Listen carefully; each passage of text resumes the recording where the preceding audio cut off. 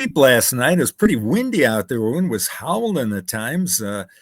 Certainly a rather strong cold air mass coming in, sending temperatures tumbling by about 15 degrees here. Let's take a look at, first of all, that wind situation here across the area and some snowfall totals, too. We missed out on the snow. We had rain here because it was too warm for snow, but up in the UP, they had snow. Holy smokes. 14 and a half inches in the Marquette-Negaunee area. That was at the National Weather Service office there. Harvey, which is right by Marquette, 12.5 inches. And by the way, these areas, it was still snowing. So these are not final totals as of yet. Baraga, and named after Father Baraga, 11.3 inches. Mount Bohemia's ski area up there in the UP. I don't even know if they have snowmaking equipment because they get lots of snow there, and they reported 10 inches of snow, and it was still snowing. Big Bay nearby at 9 inches, and Houghton had some snow. I grabbed a picture off the Michigan Tech camera there and put that on Facebook and Twitter. They had quite a bit of snow up there, and it was still snowing. A wind gust of 66 miles an hour at Standard Rock out in Lake Superior. Highest snow depth I found was 43 inches, though I would bet that a couple stations probably didn't come in, and there's a few spots that might be even higher than that. And that was that 43-inch total was 7 miles north of the town of McMillan. And Sault Ste. Marie added 0.2 of an inch of snow. They had 0.9 of an inch of precipitation, so most of their precipitation fell in the form of rain. But certainly they've had quite the winter snow up there. 79 inches above average for the winter. Wind advisory continues here through the morning hours. That'll taper off this afternoon. Much colder weather expected here for today through the weekend. We're looking at high temperatures here, mainly in the mid-30s to low 40s. So low 40s is average for this time of year. Overall dry pattern in the next week. We've had our precipitation here for a while. While we'll get a little light amount at some point in time here, we're not anticipating any significant storms here over the next 6-7 days or so. And a cool and pleasant weekend. Boy, this has been a great couple of months here for ice fishing, for skiing. And despite the warmer temperatures and the rain, ski areas still have plenty of snow, and they will be able to groom that up as best they can. And they should be open here for the weekend and into early next week. The saga of the Michigan buoy continues. The Muskegon buoy was off the coast of Muskegon, and they decided to leave it out for the winter to see if it would withstand the winter. Lo and behold, it broke loose from its chain, so it's been kind of wandering around the mid part of the lake here through the winter. Sometimes we've known where it is, but I don't think they've been able to follow it since January 30th. Monday, the buoy reported 1-inch waves, which leads me to believe that the buoy was wedged into the ice somewhere and not moving. Slowly diminishing winds here for us today. Winds start out west-northwest. They'll shift more to the west and taper off to about 15 to 20 miles an hour for this afternoon. Time to thank our sponsor. Look at the phone number down at the bottom. Copy that down, 616-264-1397. Listen to this. Need a fast, efficient, and affordable cleaning service? Complete Care Concierge has you covered. Serving all of West Michigan, we offer one-time, daily, weekly, and bi-weekly cleans, plus move in, move out. We also service apartment hallways and laundry rooms. Our work is guaranteed, gift cards are available, and we even clean on weekends. There's no better way to say I love you than giving a tired mom a break from dishes and laundry. Are you a busy professional? Pamper yourself by taking vacuuming and dusting off your plate. Office manager, keep your business looking and feeling its very best. Call 616-264-1397 today for a spotless space and total peace of mind. Good number to copy down and save. So when you need cleaning, that's the place to call. Well, let's take a look at what's ahead here. Snow-wise, this is the snow over the next 72 hours. You can see a lot of snow out there in the Rocky Mountain states. My friend Bruce out there in Wyoming is really going to see another chunk of snow, and they've had quite the winter out there in parts of the West. Even a little bit of precipitation getting into the mountainous areas east of Los Angeles and San Francisco. That's good. They could use some there.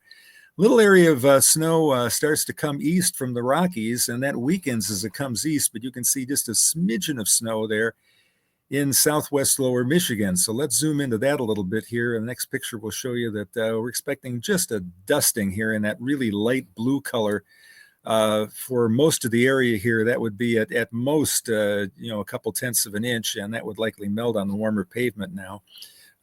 Today's weather looks like this: high temperature around 35, low temperature early morning 27. Still could be a few flurries during the morning hours today, but afternoon we should open up some sunshine here. Look for temperatures to be in the mid 30s, like I said, kind of a cold time. West to northwest winds 15 to 20 miles an hour. High temperatures today up into the mid 30s, so about 15, 18 degrees cooler than we were yesterday. You can see the cool air heading into Tennessee, parts of the Smokies, the higher mountains there should see a little bit of snow. Temperatures still quite mild in West Texas, as you can see, but cooling off a little bit out in the desert Southwest. Look at the high temperature, only 55 there at Phoenix, Arizona. That would be a relatively cool day for them. Friday, we're up to around 39 after we're in the low to mid 20s here during the morning. So let's take a look at our 5-day forecast. Still could be a few flurries this morning, kind of breezy, a little bit of sun for mid to late afternoon, and a little bit of sun for Friday and Saturday. It could turn out to actually be mostly sunny here Sunday and Monday, though. Yeah, let's just go with partly sunny for now. And temperatures ever so slowly warm up. We go 35, 37, 39, 43, and then up to 53 on Monday. I'm thinking Tuesday and Wednesday of next week, temperatures could be close to 60 here. So if you're waiting for a warm day, that would be, that'd be the 11th and the 12th. And our latest long-range outlook here, March 13th through the 19th, takes us back to near normal temperatures. So we're looking for warmer readings here during the early part of that period. And then toward the end of the period, temperatures cool off. But the averages are going up, so that shouldn't be too bad. Well, we're talking sports here, Michelle. Look at this. And look at all that sun coming up in the 5-day forecast. That's so exciting. Nice. Yeah. All right. So MHSAA basketball finals are ongoing for girls and for boys. And real quick, because there are a lot of West Michigan teams to report on, and we want everyone to get a mention. So for the boys, Rockford is out. They were defeated by Flint, Carmen Ainsworth. Byron Center defeated Northview. Hudsonville advances over West Ottawa, and the regional championship games continue on Thursday. Catholic Central over South Christian, Holland Christian over Plainwell in Division 2, and in Division 3, North Muskegon over Ravenna, and Kalamazoo Christian is still in it. They defeated Hartford. Boys Division 4, Tri-Unity defeated Bellevue, and Kalamazoo Phoenix defeated St. Joseph Michigan Lutheran. So those are the teams that are still in it, and that play will continue on Thursday. And girls, I am so sorry. As of this recording, we don't have your scores yet for the 5th, but we will keep track of those, and we wish you all the best in that competition. Mm-hmm. Well, look at this. All right. Wow. So next topic of interest. Yes, NBC has named their replacement for Lester Holt. So Tom Yamas will be taking over for Lester Holt on NBC Nightly News. He's been with NBC since 2021 and worked for ABC before that. And they'll be making that changeover this summer. And if you love Dateline like I do, rest assured Lester Holt will still be hosting Dateline. I like Lester Holt. Yeah. His father was in the Army or Air Force in Alaska, of all things. So he spent some time up there growing up. So, yeah, but I thought he was a fair anchor and very consistent, hardly ever made a mistake.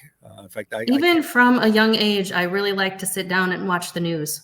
Mm-hmm. Yeah, I was like just that too. Half an hour that you took out of your life to sit down and watch the news, and it's not like that anymore. Mm-hmm. That's true. Yeah. I mean, whatever station you were working for at the time, whether it was Peter Jennings or Tom Brokaw. Right. So now I've given the next one away. Oh, yes. So I'll be disappointed if you can't get three these. Nightly news anchors in 1990. I would say Peter Jennings on ABC, because I was working for an ABC affiliate, so I used to watch him, and he was Mr. Steady Eddie too. Yeah. He was a smoker, and I think that kind of did him in, and he was also from Canada. That was his cause of death. Reading the Wikipedia page today, it was cancer. Yeah, but did well. I remember him during the anniversary of the Statue of Liberty. Okay. And he did some narration there and did very well. All right, the other two. Okay, we've got Tom Brokaw on NBC. Very good. And Dan Rather on CBS. Does that sound right? Was he there? Very good. And I was surprised that they all have very similar tenures. Right. Isn't that something? And they all changed at about the same time. Dan Yeah, Rather got in a row and left in a row. implying that one of the 7 biggest computers in the world, I believe it was in a National Guard office in Cullman, Alabama. Don't quote me on that, but That's not far from here. As he departed, he had a producer called Mary, not Mary Matlin. That's Carville's wife. Mary Mapes, maybe was it? And they had gotten into some trouble there, but Jennings was, I think, eventually forced out because of health issues, and Tom Brokaw was kicking around for a while. He was still narrating, and Tom Brokaw's from South Dakota. No, fun fact. Unusual to have somebody from South Dakota, a rather small state. And didn't you do the news on Good Morning America once? Who was that? Didn't you do the news, do the weather on Good Morning America? I did the weather once on Good Morning America. Yes, I was terrified. There's some guy comes in your earpiece and he says, "Well, you know, Steffen, there are going to be like 3 million people watching, so you better do a good job, okay?" I think I was about in 9th grade. Yeah. I think that's I actually had a producer, kind of a gopher. We were live in Grand Rapids, and it was, I believe, November. And it was snowing and cold and windy. It was beautiful. I mean, great weather for television. I mean, people would look at the shot and go, "Holy smokes, where's that?" And there were people fishing in the river. And the anchor asked me, "There's people standing in the river. What's going on?" I said, "It's fishing. It's a nice warm winter day." Right. So we had fun with that. But I did the weather on Good Morning America once. They had some people filling in. And of course, my other claim to fame was that I did the weather on News Nation on Saturday nights from Grand Rapids, from our studios at Wood TV for, I don't know, it was a couple of months or something like that. And I vaguely remember something about you winning a golden shovel from Good Morning America. Indeed. I don't remember what that was about. When John Coleman was doing the weather on Good Morning America, I had met him at a conference in Toronto, so he knew who I was. Mm-hmm. And he would give out a golden snow shovel to whoever had the most snow. And I would occasionally call in. And one day I called in, and I told him we had about 10 inches of snow overnight. It was a little clipper that came out of Alberta, Canada, and dumped all that snow here. And he came on the air with a golden snow shovel. He had a snow shovel that he had painted gold. And he awarded the Golden Snow Shovel to Bill Steffen and WZZM TV in Grand Rapids, Michigan for 10 inches of snow. And I think Mom recorded it. I think we have it on a VHS somewhere. Pardon me? I think Mom recorded it. I think we have it on a VHS somewhere. Yeah, I got to find that. We have a lot of stuff on VHS. In fact, I might even have something on 2-inch video, which was just coming out when I broke into the business, because almost everything was on film back then. All right. So speaking of media notes, we have another media company that announced significant layoffs in the industry, and this is the EW Scripps Company, and they own 61 TV stations in 41 markets, and they announced layoffs at 12 of their TV stations across the country. And this is in the wake of I forget what group, that tried to centralize their weather forecasting and then reversed it. Allen Group. Yeah. So here's another TV station ownership company announcing significant layoffs in the industry. And they said in an interview that it's because of continued disruption of the state of the media, which sounds like it's true because there's another company. And why does this matter for West Michigan? They are the company that owns WXMI Fox 17. Yeah, that's very interesting. That's an interesting word, disruption. I mean, there are 800 stations out there. There used to be 3 or 4. There was 3, and then there was PBS, and then there was Fox. Yeah, it really is an interesting of the rise, and I don't want to say fall, of broadcasting. Yeah, but there's some contraction because of that. Yeah. Okay, so here's a fun one. There's a Mackinac Island ferry fight going on. A ferry fight? My goodness. Yes, a ferry fight. What are you going to pay watch out. for ferry tickets? Because we're all going to Mackinac Island this summer, at least once, spring, fall. My favorite time is in the fall. So we're all going. So how much are we going to pay for our ferry tickets? So the backstory is that both local companies are now owned by the same private equity firm. So there used to be two ferry companies. Kind of sort of they're owned by the same company now, even though they say they're still operating independently with separate facilities and logistics and systems and things. Mm-hmm. So the city of Mackinac Island. So Mackinac Island regulates the ferry operations in a number of ways, including prices, schedules, parking on the mainland. And so now this company that owns these ferry companies has sued the city, saying that they don't have the authority to regulate ticket prices, which sounds like they want to increase the prices. And there's you on Mackinac Island. When was that picture taken? That was last fall, and I had a fantastic time up there. Yeah, you went with Marie, right? That we stayed on. That was the first time I ever stayed on the island. I was a kind of a day tripper before that, and we just had a great time. I would love to go back again. Yeah, I've stayed at the Chippewa. That one's nice. On the island, did the 8.2-mile walk. Mm-hmm. We toured the fort. We ate a couple of very nice restaurants. Yeah, it's a really fun place to go. There are a lot of different things to do. So Mackinac Island is a city all in itself. It's not correct. Part of so they're a fully functioning city. Oh, okay. And they seem to be concerned, and they don't want to authorize an increase in the prices. Given that they're owned by the same company, they still want them to be competitive. Mm-hmm. And the company says, yeah, but we're still really keeping them separately. All the logistics are still separate. Okay, so you're a lawyer. How would you solve? Right, yes. Let's call in our legal expert, me. So how is this going to shake out? The city of Mackinac Island charter allows the city to regulate the ferry prices. Okay, so you might be thinking, big deal. Do they really have the authority to do that? Yes, there's something called the Michigan Home Rule Cities Act, and that's a law that basically controls what cities can do and how they can do it. And Section 117(4)(I), subsection D, says that a city may regulate trades, occupations, and amusements within city boundaries if it is not inconsistent with state or federal law. So what is this company going to say that the city is doing that's inconsistent with state or federal law? I don't think that there's much that they can say. I think the city is going to win this one. We'll keep you updated on how it all shakes out. And then you'd have to find out what an occupation is, and what a trade would be. Interesting. Yeah, I would say that it would fall under amusements and certainly trade. Yeah. So could somebody just plunk down a boat and start their own ferry service? I'm assuming that there's regulations and permits and things. And as regulators, the city would have the authority to regulate that too, which maybe there's an opportunity for someone there. Oh, interesting. Look, it's me. Right. You recognize the person there. Partly stashy. I like that. Yeah. So I've been working on our merch store.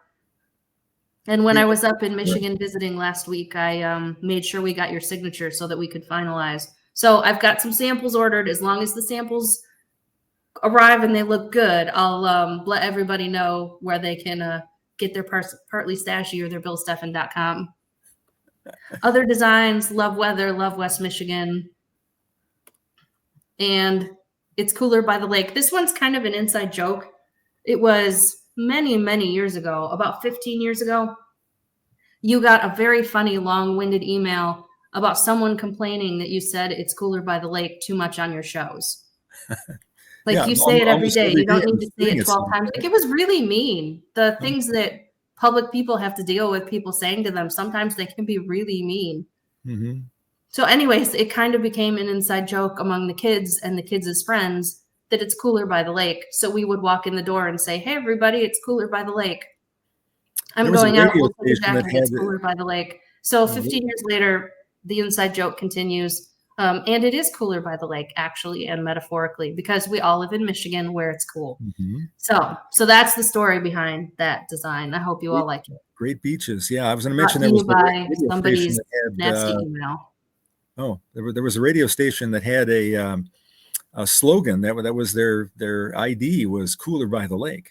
Oh, yeah. Well, it's also the slogan of people who wrote in to complain.